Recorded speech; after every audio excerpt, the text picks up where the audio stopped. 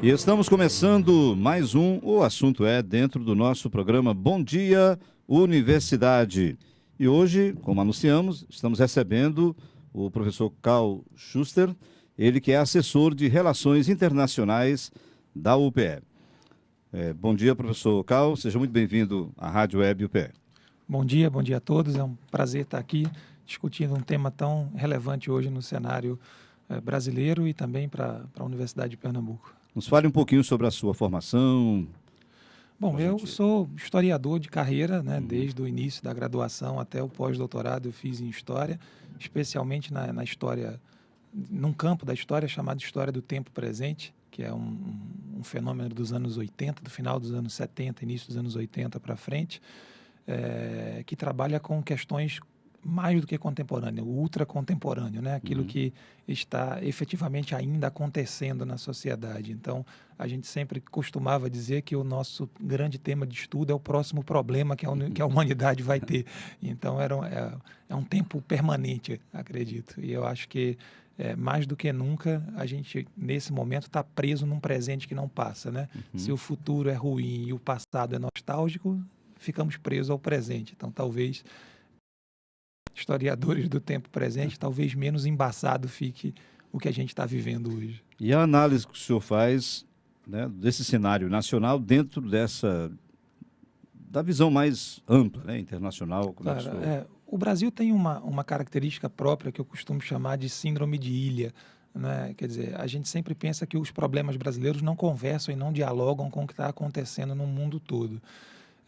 Então, claro, todas essas questões que envolvem hoje os cortes das universidades e, ao mesmo tempo, essa necessidade de internacionalizar o Brasil, que não é um fenômeno tão antigo, né? Quer dizer, a gente começou a internacionalizar, de fato, empresas brasileiras, a gente começou, de fato, a internacionalizar o grande capital brasileiro há pouco menos de 20 anos. Então, não é algo tão espaçoso assim, tão espaçado dentro do cenário brasileiro. E agora a gente está tentando fazer esse mesmo mecanismo com duríssimos cortes de financiamento. Tem uma grande característica dos estados, chamados estados eternamente em desenvolvimento, que são muito diferentes dos estados, entre aspas, já desenvolvidos, que em estados como o nosso, o Estado é promotor do desenvolvimento e ele é financiador do desenvolvimento. O que é bastante diferente se você comparar com a Alemanha, com os Estados Unidos, com a Inglaterra, onde as empresas privadas acabam tendo um papel fundamental na promoção de inovação e desenvolvimento. No nosso caso, o Estado ainda é fundamental, por nós não termos resolvido problemas centrais de infraestrutura, de logística, de formação, alfabetização da grande maioria da população. Então, na verdade, a gente começou a trazer um peso muito grande para as universidades, que é o peso que o mundo globalizado trouxe, que é a necessidade de fazer ciência sem fronteira, a necessidade de internacionalizar o conhecimento, mas nós começamos a tirar das universidades a forma de como ela tem de fazer isso, que é claramente os financiamentos, as bolsas, programas fundamentais como o fim do Ciência Sem Fronteira, que davam a possibilidade da gente dialogar com o mundo, porque formar um médico, formar um advogado, formar um engenheiro, formar um professor de história no Brasil ou na Inglaterra, por mais que tenham suas especificidades, tem um mínimo comum universal, né? Tem um currículo comum que dialoga, que conversa, né? E que a gente está perdendo essa possibilidade. E hoje se fala muito de inovação, né? E a pesquisa que é produzida na universidade, ela é muito importante para isso, né? A universidade, eu disse agora nas últimas palestras que eu dei, que cada dia que passa a gente está criando mais raiva da Alemanha, porque quanto mais a gente anuncia corte, no dia seguinte a Alemanha anuncia novos investimentos em educação, né? E a primeira-ministra da Alemanha disse essa semana que uma das melhores formas de mostrar a Alemanha para o mundo e de internacionalizar a Alemanha é por meio das universidades, né? E é justamente o contrário que nós estamos pensando, né? Quer dizer, a quantidade de laboratórios que trabalham em parcerias no Brasil com instituições de ponta estrangeiras, perceba que os nossos grandes intelectuais começaram a fugir novamente do Brasil, né? A gente está vivendo um novo processo de autoexílio, como aconteceu com Josué de Castro e com grandes outros intelectuais como Maria Ieda Linhares, que foram embora do Brasil, alguns exilados, outros altos exilados durante a ditadura civil-militar. Agora o autoexílio é necessário para que as pesquisas não parem, para que os laboratórios não fechem, né? Para que tudo aquilo que está andando a tempo continue pelo menos em outro lugar, porque tem uma entrevista do Miguel Nicoleles que ele disse uma coisa, ele disse: olha, eu não vou parar minha pesquisa aqui, eu vou continuar lá nos Estados Unidos, como parte dela já é feita lá. Agora eu queria continuar ela e fazer no Brasil, mas o Brasil não mais possibilita essa condição. Então, a gente está num processo de destruição de instituições sólidas e que se solidificaram no Brasil e no país como um todo, massivo. Lembrem que nós conseguimos alcançar instituições e universidades de excelência, tendo na América Latina as universidades mais novas, né? Se você comparar com a Universidade Autônoma do México, por exemplo, ou comparar com universidades colombianas, nós temos bebês universitários, ainda somos muito... nós estamos falando de 1930 para frente. Eles têm universidade do século XVI, né? Quer dizer, a comparação é duramente assimétrica, mas ainda assim temos universidades tão boas quanto elas e até melhores do que a deles. Então, a gente está jogando fora um patrimônio nacional e acho que é ainda maior, um patrimônio mundial, porque as pesquisas que são feitas no Brasil não possuem fronteira, né? Muito bem, estamos no... O assunto é de hoje, falando aqui com o professor Cal, e relações internacionais. Se você tiver alguma pergunta, alguma colocação, é só enviar para o nosso WhatsApp, 81 994 88 40 52. Professor Cal, o setor em que o senhor atua, né, nas relações internacionais, como é que o senhor define esse setor? Então, qual é a tarefa, qual é a missão desse setor dentro da Universidade de Pernambuco? Bom, primeiro que esse setor tem algumas características, né? Ele tem uma parte muito forte de mobilidade acadêmica, que envolve tanto alunos e professores, né? Aqueles tanto in como out, né? Aqueles que vão e aqueles que vêm para cá.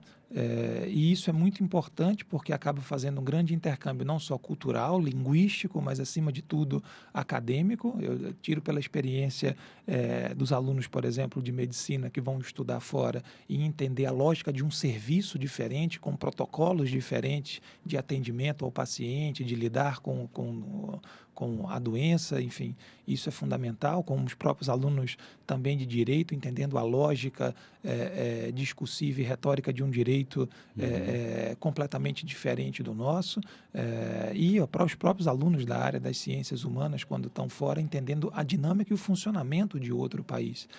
Eu lembro que há uns anos atrás nós colocamos um aluno por uma bolsa do Santander na Universidade de La Plata, Argentina, e ele voltou muito impressionado com a dinâmica política na Argentina. Ele disse: olha, da banca de revista ao cara que você compra um café, ele discute peronismo. Né? Isso é uma prática que nós não temos aqui no Brasil.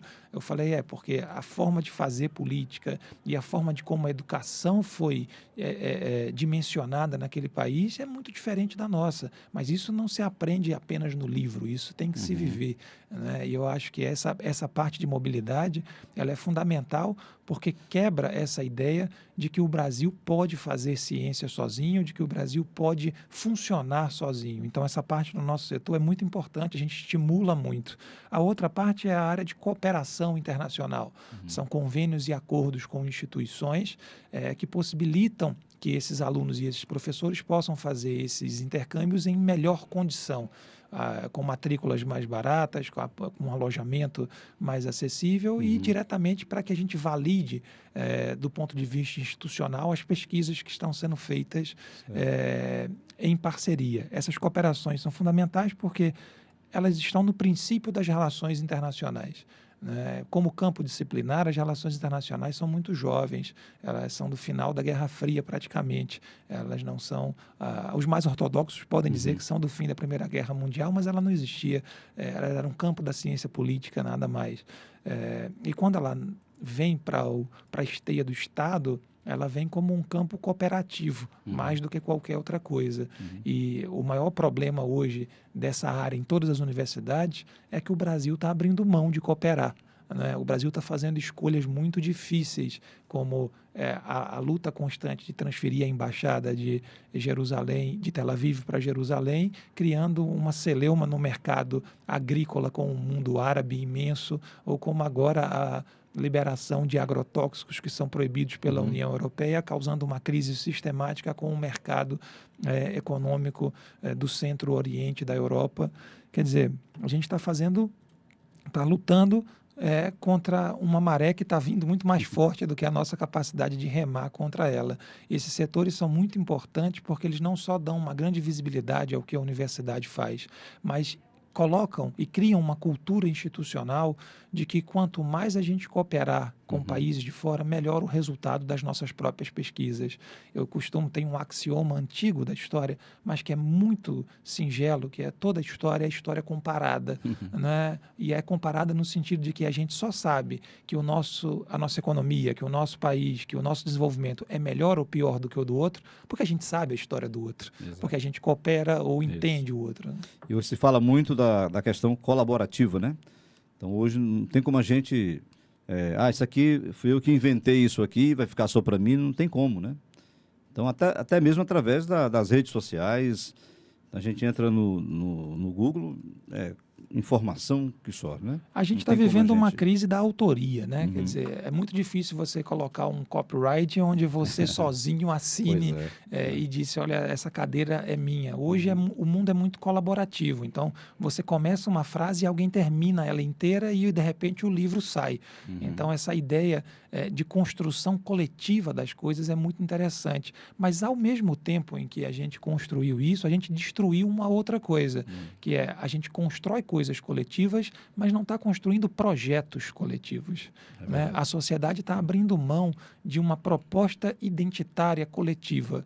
E isso é muito grave, porque ao redor do mundo, regimes autoritários eles se constroem por uma política, entre aspas, populistas, mas com um grande foco identitário. Então, eles focam em alguma coisa. Se você prestar atenção na fala ontem em Goiás do presidente da República, quando ele diz que nós temos que acabar com a indústria da multa, e ele usa essa mesma expressão, essa é uma expressão da classe média brasileira, da qual ele está representando ali, naquele exato momento. Ele está falando para um público dirigido. Então, ao fazer isso, ele tem um grupo que está ali proporcionalmente apto a escutar e a defender uma ideia como essa, mesmo sabendo que cientificamente os dados mostram o contrário, né? E agora, claro, ao desacreditar a ciência, a tecnologia e as universidades, tudo que é científico está desacreditado junto. E esse é o grande problema de uma fala presidencial. Então, a gente está vivendo uma geração completamente diferente. Eu acho que a dinâmica das redes sociais, elas começaram na Primavera Árabe com uma importância imensa dentro da política. Eu me recordo, eu estava na Alemanha na época em que o Hosni Mubarak foi deposto no Egito. E a capa do principal jornal alemão era o Mubarak em cima de um camelo agarrado com o símbolo do Facebook e dizendo, por ele eu fui embora, né? E ali já se dizia que as redes sociais iriam transformar de fato a forma de fazer política. Eles só esqueceram de uma coisa: a rede social não depõe nenhum presidente, ela catalisa processos, ela acelera processos. Exato. Mas o que faz alguém cair ainda são as ruas, ainda é a crise sistêmica das instituições, né? Muito bem, vamos falar de alguns pontos aqui sobre as relações internacionais aqui na UPE, né? Sobre as bolsas de estudo, né? Por exemplo, a ELAP e o Santander. Como é que... Essas são duas parcerias que a gente tem há algum tempo, né? Que são as bolsas que vêm do Canadá e a nossa parceria com o governo e com as universidades canadenses, que a gente abre uma vez por ano, geralmente em março começa o processo, entre fevereiro e março começa o processo. E essas bolsas têm dado, pelo menos, a possibilidade de 2 ou mais alunos por ano irem fazer uma parte do curso no Canadá. O período Né? de permanência lá, no O caso. período de permanência vai mais ou menos entre 6 meses. 6 meses. Né? E as bolsas do Santander, o Santander Universidade, que é mais do que para alunos de graduação, ele também possui possibilidade de empreendedorismo e também incentivam startups dentro das universidades. Então, eles têm mecanismos de financiamento bastante significativos. É um dos maiores financiadores de bolsas acadêmicas na Europa, especialmente no mundo ibérico, né? Então, isso é bastante importante. E nós temos anualmente uma média de 3 e 4 bolsas com esse tipo de financiamento, que possibilitam que alunos possam cursar até 6 meses em países de língua ibérica e em universidades ibéricas o seu curso. E isso tem sido uma resposta muito boa, ainda em número muito modesto, pelo volume, pelo tamanho que a universidade possui, mas, acima de tudo, porque os alunos que voltam desses intercâmbios, eles são multiplicadores. Eles são uma semente que vai se colocando em cada curso, que vai colocando a necessidade, o desejo e a curiosidade do que é uma vida acadêmica fora, né? O nosso currículo brasileiro ainda é muito engessado, ele ainda está muito preso a habilidades e competências específicas de cada colegiado de curso, de cada forma de pensamento. E o conceito Erasmus na Europa, e falo da Europa porque me parece ser um dos conceitos mais bonitos que se tem, de universidade aberta, do aluno poder cursar disciplinas, módulos e parte do curso em qualquer universidade da União Europeia. Isso faz com que ele tenha condições de conhecer de fato a profundidade e da complexidade da profissão que ele possui em cada área. Né? Você imagina a riqueza que é para um médico que está sendo formado na Alemanha poder rodar parte do serviço dele em várias universidades com funcionamentos de sistemas de saúde diferenciados.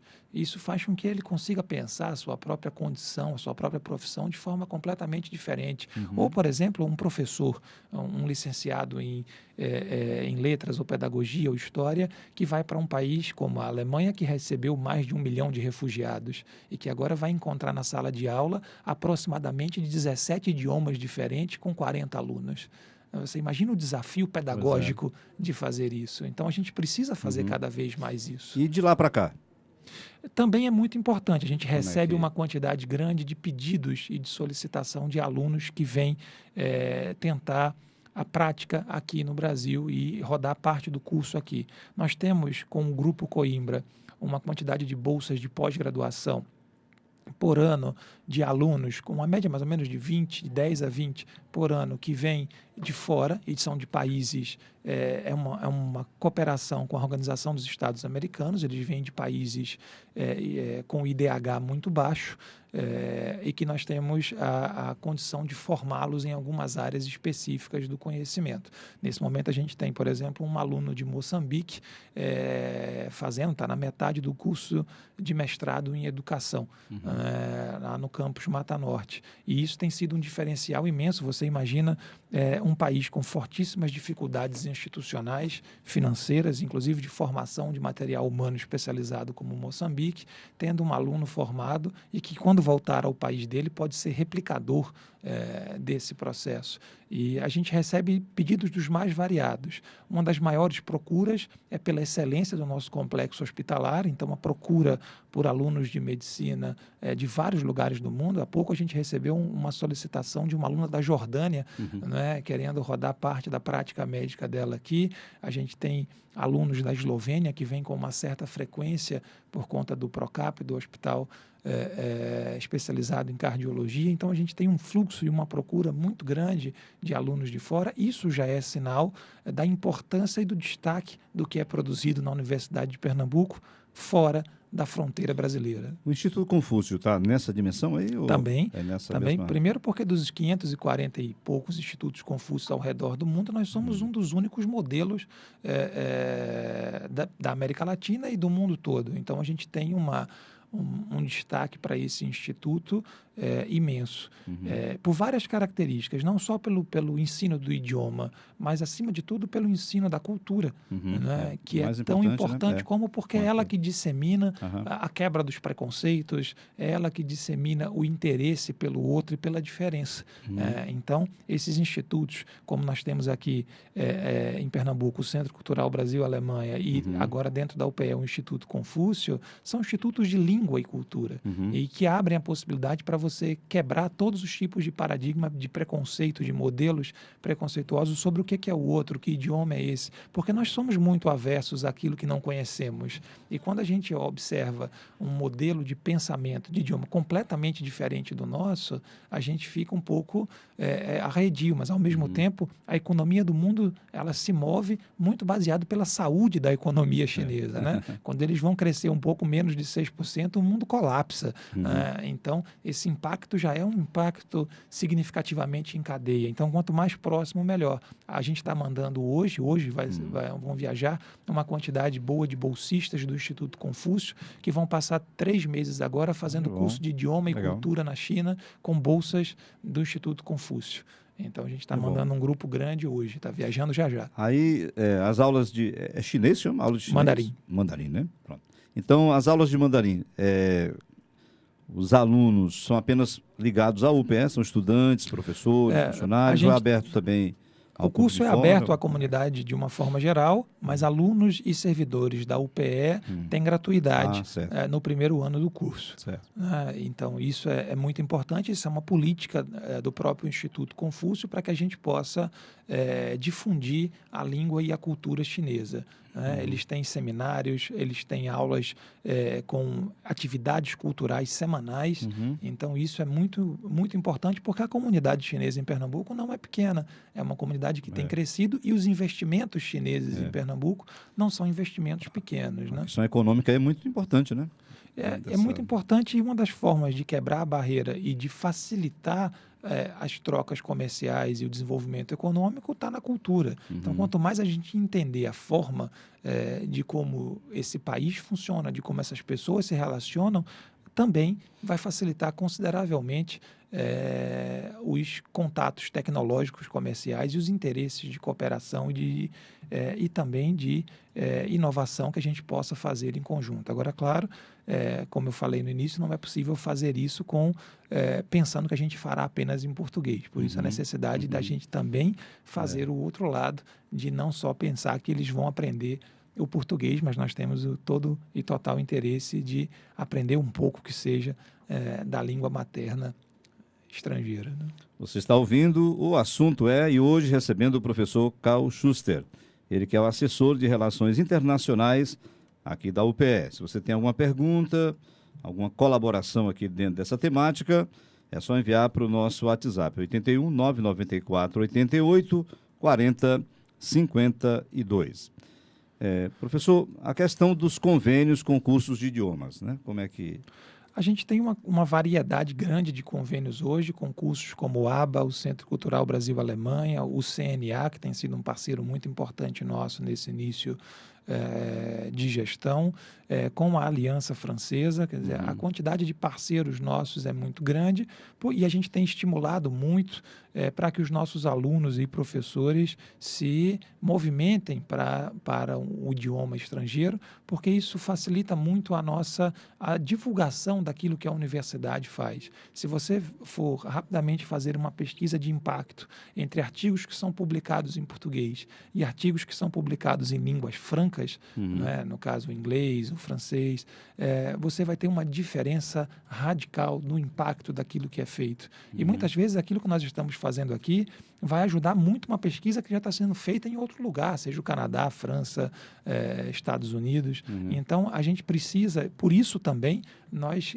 criamos lá na Assessoria de Relações Internacionais o serviço de revisão de textos acadêmicos, né, de papers, para que a gente possa facilitar a internacionalização do que nós produzimos como ciência, como conhecimento. Então, eu acho que essas duas ações em conjunto, a parceria com os cursos de idioma, que dão descontos significativos e alguns sorteiam bolsas, possibilitam que o professor e o aluno possam, de fato, começar o ingresso permanente num curso de línguas, porque uma língua estrangeira ela possui habilidades, habilidade de ler, habilidade de escrever, habilidade de se comunicar. São habilidades que nem sempre todos dominam tudo, mas, de fato, um professor ou aquele que pretende uma vida e uma carreira acadêmica não mais pode pensar que é possível fazer isso hoje só em português. Certo. O senhor nos falou da questão dos convênios com outros países, né? Mas queria que o senhor pontuasse um pouquinho melhor a questão da dupla titulação, por exemplo, Itália, França, como é que tem se desenvolvido? Essa é uma questão que nós estamos fazendo. A China também vai entrar agora nessa questão da dupla diplomação. Isso é uma questão muito importante, como eu falei há pouco. Não é possível que você forme um engenheiro aqui tão diferente do que se forma lá fora. Certo. Quer dizer, mesmo com as especificidades do país, que envolve diretamente impacto em produtos, em formas de trabalho, até na dinâmica de funcionamento da própria profissão, você tem algo comum entre o engenheiro daqui, entre o engenheiro de lá. Então, a dupla diplomação ela é feita depois de um estudo detalhado de currículo entre as duas universidades e os dois países parceiros. Depois desse estudo, se entende que é possível que esse engenheiro que seja formado aqui tenha o seu diploma já validado pela universidade de lá, depois de ter feito, claro, um período do curso lá. Então, essa dupla diplomação ocorre quando a gente fecha o convênio. Nós fechamos uma agora com a França, que está em vigência a partir dessa semana, de dupla diplomação para os cursos de engenharia, né? E isso é muito importante hoje, porque toda a tramitação burocrática de validação de um diploma no estrangeiro, né, fora daqui, seja aquele que vem para cá, para o Brasil de lá, é extremamente burocrático, desgastante, e que muitas vezes vale mais a pena fazer o curso novamente do que fazer o processo todo, por uma questão também de proteção de mercado. Cada área, cada sindicato, tende a fechar o núcleo profissional para que, obviamente, evite essa mobilidade estrangeira. É a contradição da globalização. Você quer que todo mundo se mova, mas que o trabalho seja só de cada país, né? Aí não dá, né? Muito bem. Então, suas considerações finais e também deixe um contato, né, que as pessoas quiserem entrar em contato aí com a questão do Centro de Relações Internacionais. Bom, primeiro que a gente fez algumas modificações em relação a necessidade do que são as relações internacionais hoje numa universidade. Então, a assessoria está completamente aberta para alunos, professores, servidores que tenham interesse e que necessitem de apoio, seja para pensar o processo de revalidação de um diploma, seja para poder fazer um intercâmbio, para receber um docente de fora, para auxiliar na tradução, na verdade, na revisão da tradução de um paper. A gente tem uma dinâmica de funcionamento muito aberta, com coordenações específicas que estão tocando esse processo, com editais que estão aí em andamento, que a gente vai começar a concorrer, trazendo mais financiamento de fora.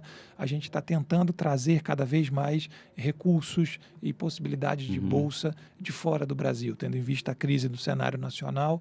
A gente tem alguns países onde a crise é menor e que tem um investimento maior e interesses em áreas específicas. Então, a gente está atrás disso. E dizer que a gente, como o nome já diz, nós somos uma assessoria, então nós somos meio. A nossa função é facilitar o processo, é ajudar para que a gente possa, de fato, levar a Universidade de Pernambuco para além das fronteiras brasileiras. E qualquer solicitação de professores, alunos, da comunidade acadêmica como um todo, até da comunidade externa, a gente tem o nosso e-mail, que é internacional@upe.br, né? E prontamente vamos estar à disposição para o que a comunidade precisar. Eu lembrei de uma coisa agora importante, antes da gente encerrar, a questão dos nossos polos, né? Há uma procura interessante, assim, do pessoal dos polos em relação a essa questão das relações internacionais.